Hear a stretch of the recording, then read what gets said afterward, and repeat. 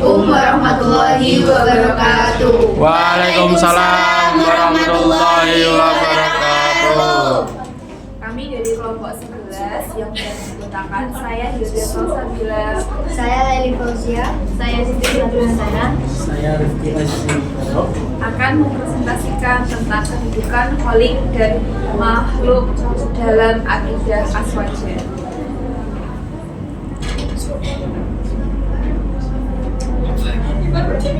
Oke, makna kholik.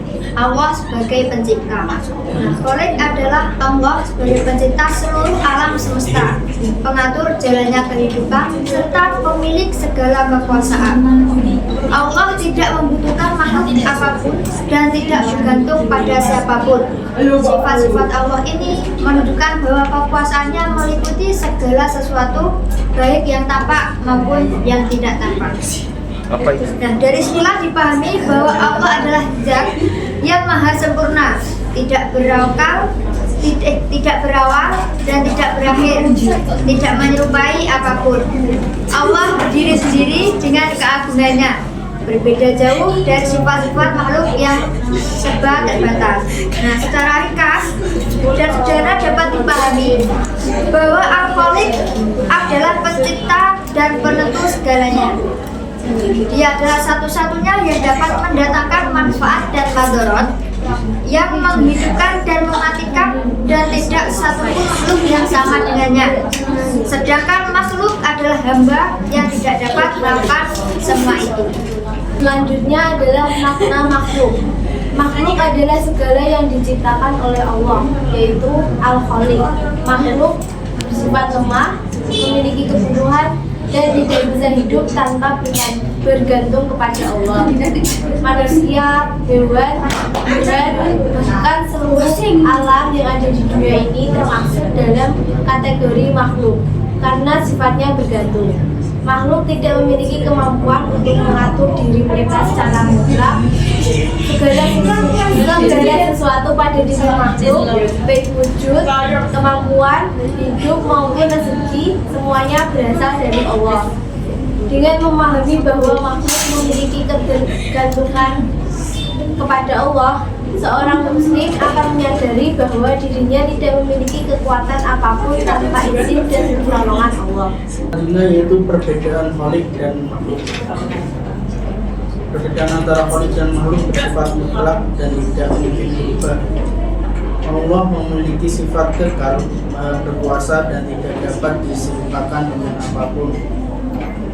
Sementara makhluk bersifat baharu atau lemah atau bisa berubah dan tidak memiliki kuasa kecuali sebatas kemampuannya yang diberikan oleh Allah. Perbedaan ini penting karena menjadi batas pembeda antara zat yang disembah yaitu Allah dan yang menyembah yaitu makhluk. Tanpa memahami batas ini, seseorang bisa terjerumus dalam penyimpangan akidah seperti menyamakan Allah dengan makhluk atau menganggap makhluk memiliki kekuatan yang setara dengan Allah.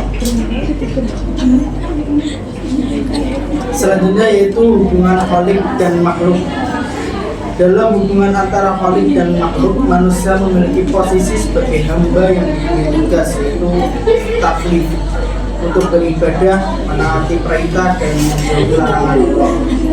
Tugas ini menunjukkan bahwa tujuan penciptaan manusia bukan hanya untuk hidup di dunia, tetapi untuk mengabdi pada Allah. Sebagai makhluk yang diberi akal, manusia diperintahkan untuk berusaha menjalani kehidupan, namun hasil dari usaha tersebut tetap berada dalam ketentuan Allah. Baik, selanjutnya implikasi pemahaman kholik dan makhluk. Kedudukan kholik dan makhluk melahirkan sejumlah sikap positif dalam diri seorang muslim. Di antaranya adalah terhindar dari segala bentuk syirik karena seseorang memahami bahwa hanya Allah yang berhak disembah dan dimintai pertolongan. Selain itu, pemahaman ini menumbuhkan sifat rendah hati karena manusia sadar dirinya hanyalah seorang makhluk yang lemah. Dan pemahaman ini juga yang membuat seseorang lebih mudah bersyukur, bersabar, dan bertawakal. Sebab ia yakin bahwa segala sesuatu dalam hidupnya terjadi atas kehendak Allah. dan memiliki hikmah yang Allah tetapkan. Dengan demikian, pemahaman ini bukan hanya memperkuat akidah, tetapi juga membentuk karakter dan ketenangan hidup.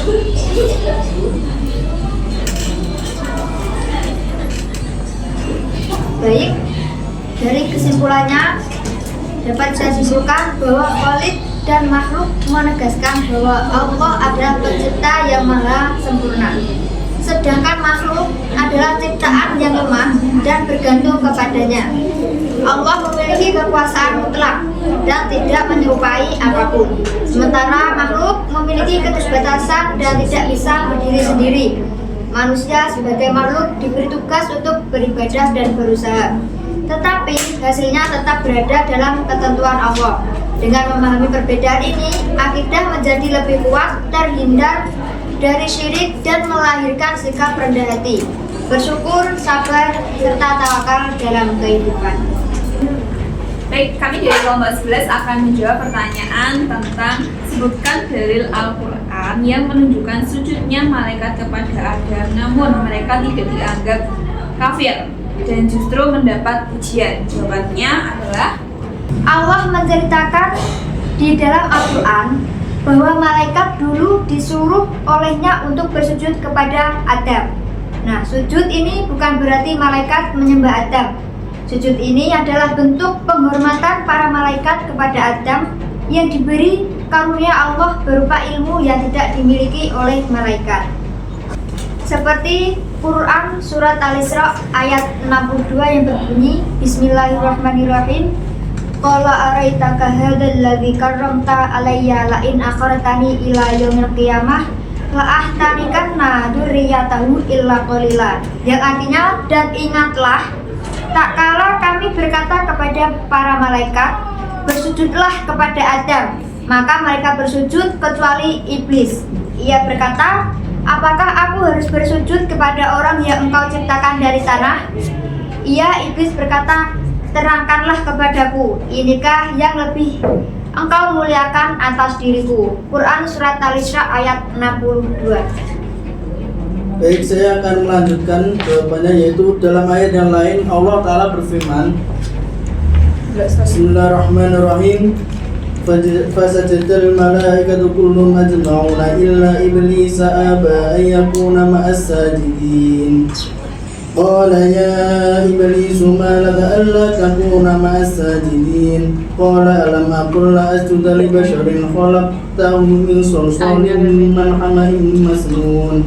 Qala fakhruj minha fa innaka rajim wa inna 'alaikal la'nata ila yaumiddin.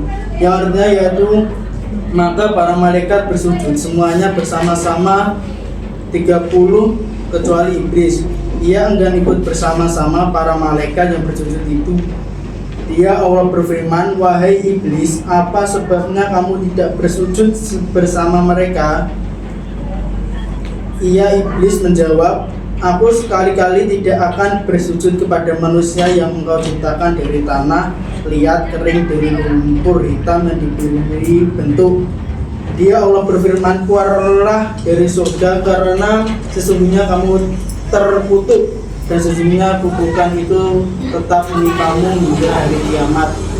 Quran Surat Al-Hijr ayat 30-35. Dari kedua ayat tersebut dapat disimpulkan bahwa sujud adalah bentuk kepasahan tertinggi yang dilakukan oleh seseorang. Akan tetapi, tidak serta-merta sujud dianggap sebagai bentuk ibadah. Apabila setiap perilaku hanya dinilai dari aspek luarnya saja, tanpa memperlihatkan niat dan motivasi yang melatar belakangnya, maka sujudnya malaikat akan dianggap sebagai bentuk kesyirikan yang akan mengakibatkan murka Allah. Sebaliknya, ketidakmauan iblis bersujud kepada Nabi Adam akan serta-merta dianggap sebagai bentuk pemurnian tauhid yang berhak mendapatkan pujian dan pahala.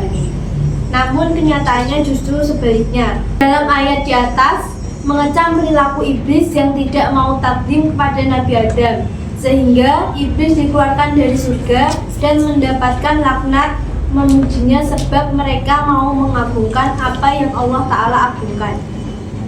Sekian jawaban dari kami, semoga bisa bermanfaat. Sekian presentasi dari kami, kurang lebihnya mohon maaf.